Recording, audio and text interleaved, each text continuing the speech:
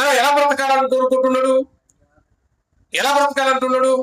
మీరు ఈ లోక మర్యాదను అనుసరింపక ఉత్తమమును అనుకూలమును సంపూర్ణమై ఉన్న దేవుని చిత్తమేదో పరీక్షించి తెలుసుకొనున్నట్లు మీ మనసు మారి నూతన మగుట వలన రూపాంతరము చెందుడి. చూడండి, ఎందుకు ఇంతగా మనల్ని బ్రతిమాలుకుంటున్నాడు దేవుడు అని అంటే, ఇక్కడ ఏమంటున్నాడు? మీరు ఈ లోక మర్యాదను అనుసరించకూడదు అన్నాడు. ఏమనుసరించకూడదట? ఈ లోక మర్యాదను మీరు అనుసరించకూడదు అన్నాడు. కానీ మనం ఏం చేస్తాం చెప్పండి?